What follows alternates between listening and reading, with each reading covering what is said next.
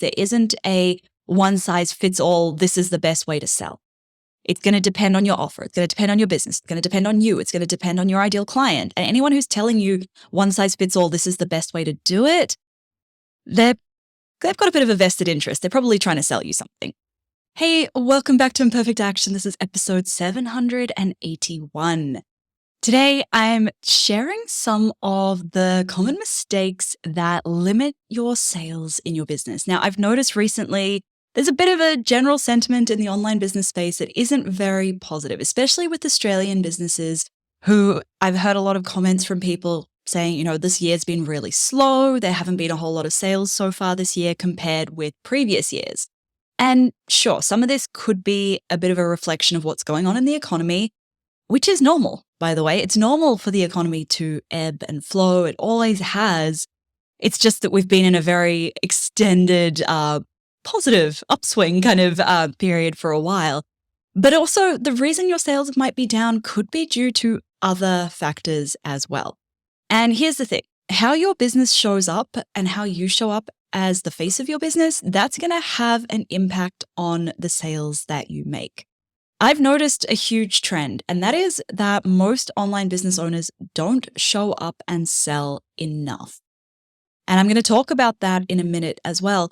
But I'm in the process of creating and launching a brand new membership to help overcome this common problem. It's been something I've been thinking about for a long time. I've been sitting on the idea for a long time, and it feels like the right timing for this new idea to be birthed into the world. So keep an eye out for that in the next couple of weeks. But for now, let's jump into the 9 mistakes that you could be making that are holding you back from making sales in your business. And chances are you are making at least one or more of these mistakes that I'm sharing in today's episode. So mistake number 1, I already hinted towards this one. Mistake number 1 is you are not showing up and selling to your audience enough. If you are hoping that somebody is going to land on your website, they're going to find a link to your offer and then they're going to buy it, you're really limiting your sales. And instead, you need to actually show up. Now, that doesn't mean you have to be posting Instagram stories every 5 minutes.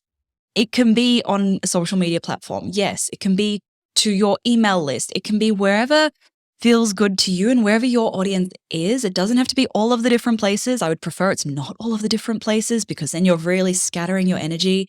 But if you choose, 1 or 2 places where you can consistently show up and where your audience is, and then sell to them. And yeah, I know selling feels really uncomfortable, right? And you're worried, well, but what if selling to them turns them off and they unfollow me or they unsubscribe? So firstly, you are selling the solution to a problem that they have, and they can't know about the solution unless you tell them. So by selling to them, you're actually telling them, you're showing them the solution to the problem that they're experiencing, which is ultimately going to improve their lives in some way. And secondly, if somebody unsubscribes or unfollows, they were probably never going to buy from you in the first place. Now, I will be the first one to tell you that sharing free content is a great way to deliver value to your audience. I do this 3 times a week on this podcast. I'm constantly sending emails to my list. I even have the daily biz boosters, which are emails going out every day for free with tips and tricks for running an online business. But at the same time, you also need to make money. Otherwise, you don't have a business. If you can't stay in business, then you can't keep creating that free content. So you need to sell to your audience as well as, yes, give them value, but you do need to sell. Mistake number 2, you are not testing enough different offers.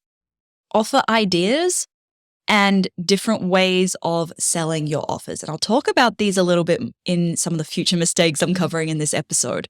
But this might look like new ways of packaging up your existing offers. So let's say you've got a signature course that you've sold a few times, you've launched it a few times.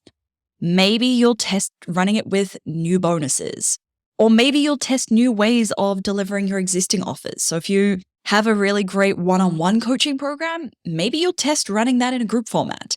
Or maybe if you've been working with one-on-one clients for a while and you're getting a little bit tired or your calendar's filling up, maybe you'll move to coaching via Voxer or WhatsApp. You're looking at what's already working and how can I try something different with it. Or it might look like, oh, let me create something new. What would happen if I put together a 2-hour live workshop on this particular really small specific topic and sold it to my email list? Right? It's all about testing new things, new ways to deliver your offers, new ways to help your ideal clients.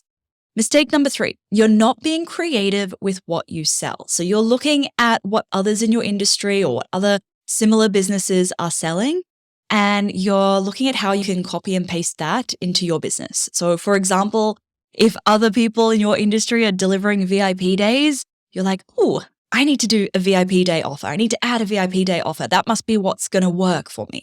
Or, oh, everyone else is doing 6-week coaching programs, so mine needs to be 6 weeks as well. Without actually asking, oh, is that what I want to do? Is that the best way to serve my audience? Is that the most creative way that I can do this? Does it excite me? So instead, how can you potentially be a little creative with it? Potentially do it a little bit differently to everybody else in your industry? And how can you do this in a way that lights you up, in a way that you are excited to deliver, not in a way that just feels like a box ticking, yes, I'm delivering a VIP day because everyone else is, so that must be what I have to do. Okay, mistake number 4, you are not being creative with how you sell. So you can keep selling the way that you have always done. And maybe that is via one-on-one discovery calls, or maybe you sell your course off the back of a free webinar, or maybe you're sending emails to your list and that's where most of your sales happen, or you're selling on social media, wherever it is. But the problem is that you're relying on what has always worked and you're not trying new things. And this can get a little bit boring, absolutely. And some methods of selling you might notice actually stop working over time because your market changes. The things that people need to help them make a decision about whether or not your offer is the right place to invest their money and their time right now, those things might change. They might need a little bit more hand-holding to make that decision, in which case they aren't buying off the back of a webinar anymore, and maybe they need a one-on-one discovery call, or vice versa. I don't know. These are all things to test. You can only know these things when you test them because there isn't a one-size-fits-all, this is the best way to sell. It's going to depend on your offer. It's going to depend on your business. It's going to depend on you. It's going to depend on your ideal client. And anyone who's telling you one size fits all, this is the best way to do it, they've got a bit of a vested interest. They're probably trying to sell you something. Now, for example, if you've never sold your offer, if you've never sold your course, let's say you've got a course, if you've never sold it via a webinar, maybe you could test selling it via a webinar once, even if delivering a webinar feels scary, because I can tell you, as somebody who has now done many, many, many webinars, the first 10 of them were terrifying. Now I love them, but I had to really push myself to do them. And now that I've done them, they're a lot easier. They're a lot more fun. But just because you're afraid of doing a webinar doesn't mean that it's not the right approach. Doesn't mean that you shouldn't do it. Maybe another thing you could test, for example, is new bonuses. So let's say you've got a great course and you want to see if selling it, doing a little 3-day mini launch just to your email list with some new bonuses, maybe that would help get some people who are on the fence off the fence. This is all about testing those new things, having fun with it, not being like, oh, this has to work, and if it doesn't work, it was all a failure. This is about, let's see what works. Let's see if this is going to work. Let's see what happens. Let's have a little bit of fun. You know, business can be fun as well. It doesn't have to all be make or break serious. All right, mistake number 5. You are limiting how you help your audience. If you only have one signature offer and that is the only way that they can work with you, then your audience can only buy from you once. And, you know, the old saying, I don't know if it's still relevant, it's probably actually more now, but the old saying in the marketing world was it costs 7 times more to sell to a new customer than to an existing one. And I would probably say that given the current online world, how saturated it is, how expensive it is to get in front of people's eyeballs, how much harder it is to reach new people, I would actually say it's probably more than 7 times more expensive now. Okay, so if you can help that same ideal client to solve a few different problems, you know, a few problems that they're experiencing, or help them to achieve a few outcomes that they want, then they're much more likely to come back to you again and again and again. And you get to help them on a deeper level. You get to have a bigger impact in their lives rather than helping a lot of people in a really shallow or smaller way. Okay, number 6, mistake number 6. Your focus is on reaching new people rather than thinking of new ways to serve your existing audience. Now, it's probably not news to you that standing out online, reaching people these days, it's a little bit harder than it was a few years ago, right? But for some reason, how can I reach more people seems to be the question that everyone keeps on asking. And instead of just trying to reach more people all the time, how can you better serve the ones that you already have in your audience? Even if your audience is tiny, right? How can you help those people in a different way? You don't need to have a massive audience to build a super profitable business. You just need to serve a few people really well over and over again. Okay, number 7, the 7th mistake, that is limiting your sales. You think selling and marketing are the same thing. I see this happening a lot. People lump together selling and marketing and they call it promoting. Here's how I see it. Marketing is the visibility activities that grow your audience and the free content that builds trust with your audience. Sales is that journey of how you convert your audience into buyers. Selling usually requires a sales process, the journey that you are taking somebody on where they are making a decision about whether or not to invest in one particular offer. And you are giving them all of the things that they need to make that decision.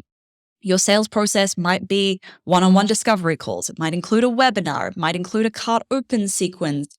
It might be, an in-person coffee chat. That is all part of the sales process. People need that element of decision-making where you're giving them the information that they need to help them make that decision. Whereas marketing is getting in front of new people. Sales is selling to the people you are already in front of. People aren't going to just see a post about your course on Instagram and be like, oh, I need that. They're not just going to scroll through their Facebook feed and see an ad and be like, oh, great, right? Most of the time, they need a little bit more than that to make that decision. Even if they're super warm, they need a little bit more than just these are the features and the benefits and it has 8 modules and this is a testimonial from someone. That's just barely scraping the surface. That's not enough for them to buy. Okay, mistake number 8. You only have 1 or 2 income streams in your business. This is really risky. Relying on a limited number of income streams is very risky because, for example, if all of your income is from a one-on-one service or one-on-one coaching, something like that, what happens then if you have to take a month off? Are there other income streams that you can now add to your business to diversify it, to remove a little bit of that risk so that if you have a month off, your income doesn't go to 0?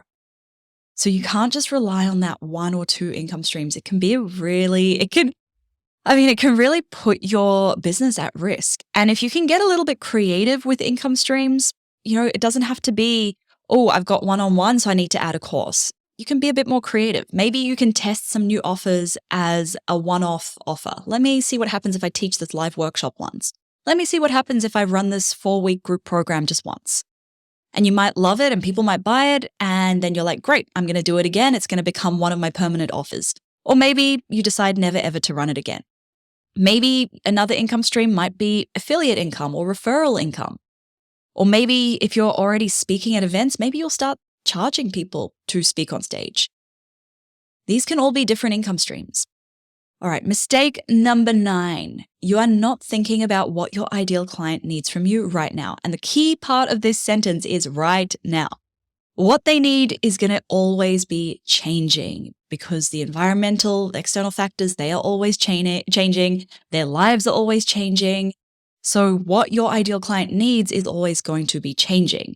For example, if we think back a few years to when the pandemic first hit and everyone was going into lockdown, some business owners suddenly needed to learn how to take their businesses online.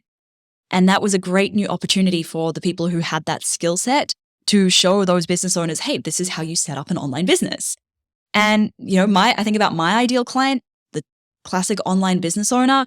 At that time, they wanted so many more virtual events for connection. They wanted that support. Now, everyone's a little bit over all of the online events. Attendance rates are way down because what they need is different to what they needed a few years ago. The world that your business operates within is constantly changing, and sometimes you need to look around and you need to ask, What else does my ideal client need from me? How else can I support them right now? And that might be making changes to your existing offers. It might be testing new offers. It might be testing new ways of selling your offers. There are so many different things that you can do if you stop just looking at it as this box of, oh, it has to be this is how I have to sell my offers because everyone else is, or this is what I need to be selling because that's what everyone else is selling.